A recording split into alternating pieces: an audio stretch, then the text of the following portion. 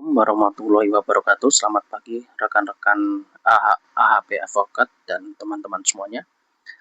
Dalam kesempatan pagi ini tentu di sini kami akan membahas mengenai aspek hukum skema bisnis dari brokerage.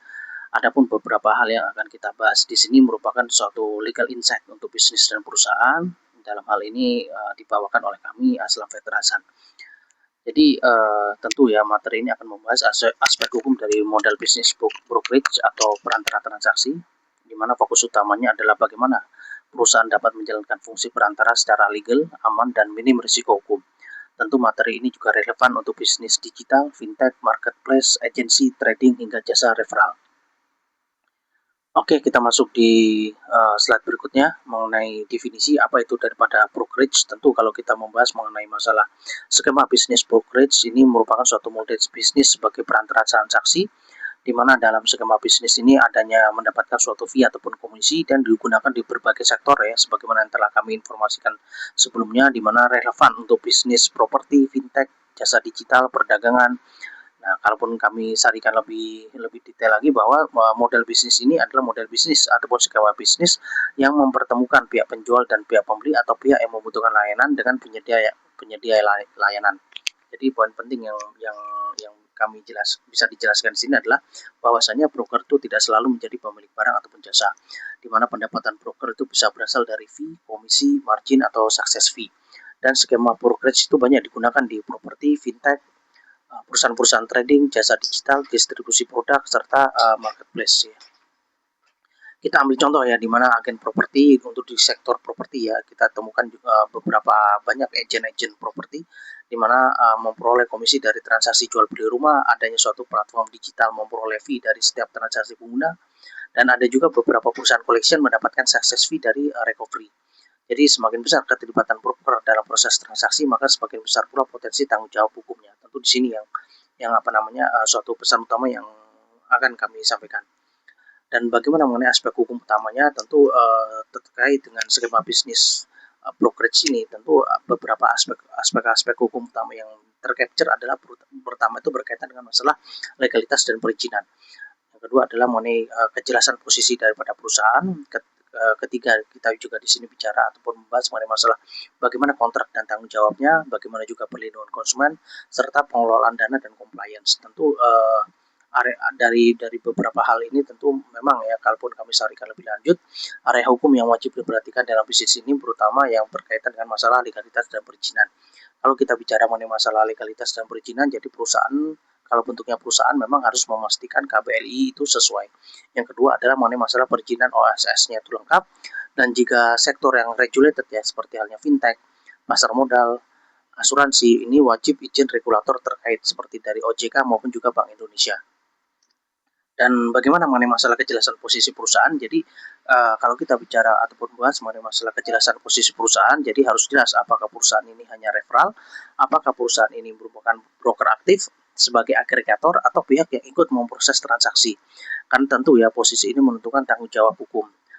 Untuk selanjutnya kita membahas mengenai masalah kontrak dan tanggung jawab. Jadi di sini semua relasi harus dituangkan dalam PKS, adanya suatu SLA, adanya suatu term dan condition, serta disclaimer. Tujuannya untuk apa di sini? Tujuannya tentu di sini untuk mengatur hak dan kewajiban, bagaimana membatasi liability, menghindari sengketa komisi.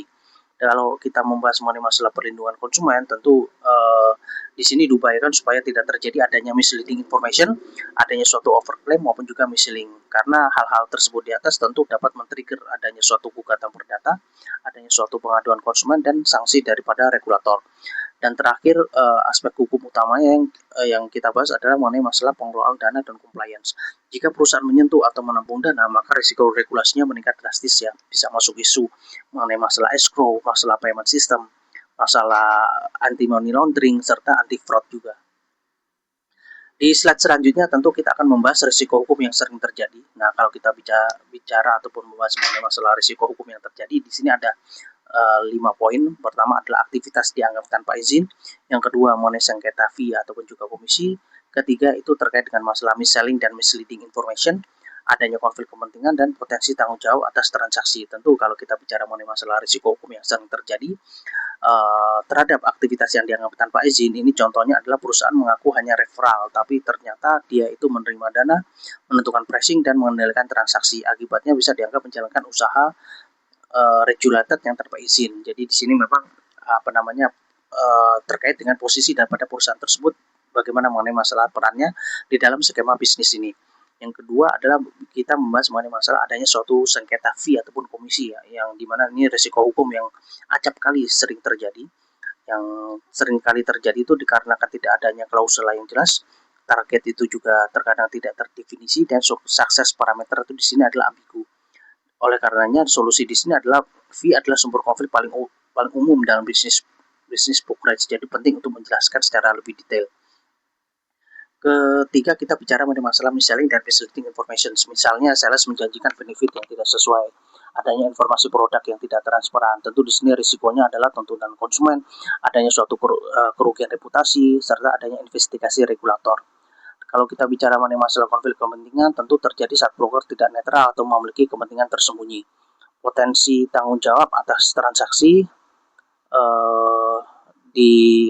risiko hukum yang umum yang sering terjadi, yaitu walaupun hanya perantara, perusahaan tetap bisa ditarik sebagai pihak tergugat apabila dianggap ikut mengendalikan transaksi, lalai melakukan verifikasi, dan atau memperoleh manfaat langsung daripada transaksi tersebut. Bagaimana peran legal dalam brokerage? Tentu peran legal dalam brokerage di sini kami sarankan ada 4. Pertama adalah memastikan struktur bisnis itu secara aman. Dia juga harus melakukan review kontrak dan SLA, menentukan batas tanggung jawab, serta mitigasi compliance dan regulatory risk. Nah, saat ini yang ingin kami tekankan bahwa fungsi legal bukan hanya sebagai review kontrak, tapi menjadi strategic risk controller. Jadi di sini dia harus memastikan struktur bisnis itu aman.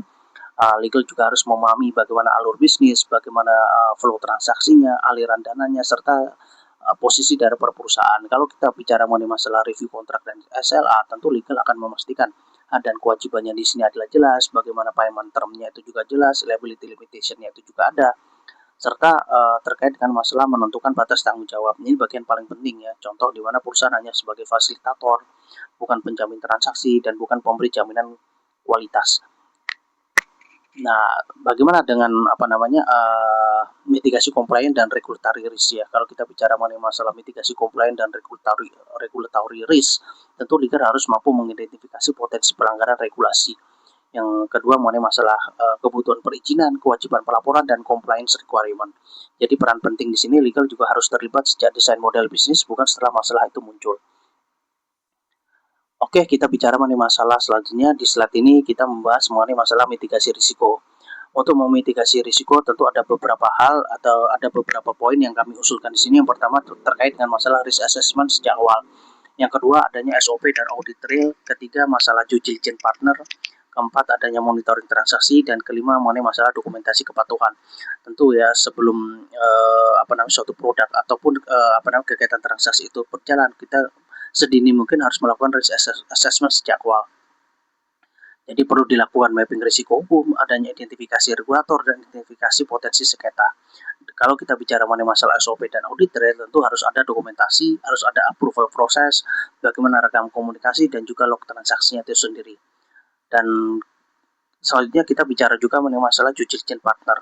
Jadi penting untuk mengecek legalitas partner itu seperti apa dan bagaimana reputasinya, kondisi keuangan, dan potensi fraud. Jadi ini salah satu bentuk-bentuk mitigasi risiko ya.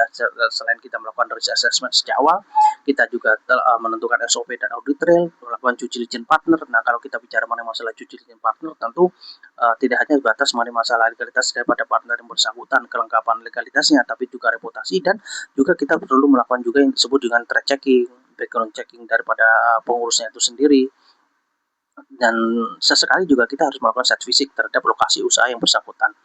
Bagaimana dengan masalah monitoring transaksinya? Kalau kita bicara mengenai masalah monitoring transaksi, tentu perusahaan tidak boleh lepas tangan total ya.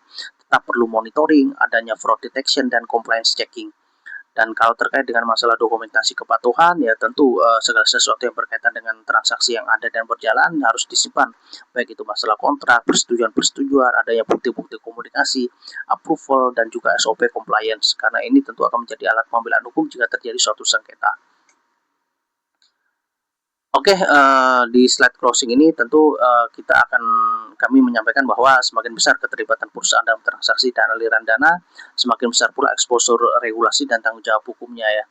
Jadi di sini ini prinsip penting dalam bisnis brokerage. Semakin pasif tentu risiko lebih kecil, dan semakin aktif mengendalikan transaksi tentu adanya suatu risiko regulasi dan kewajiban yang meningkat.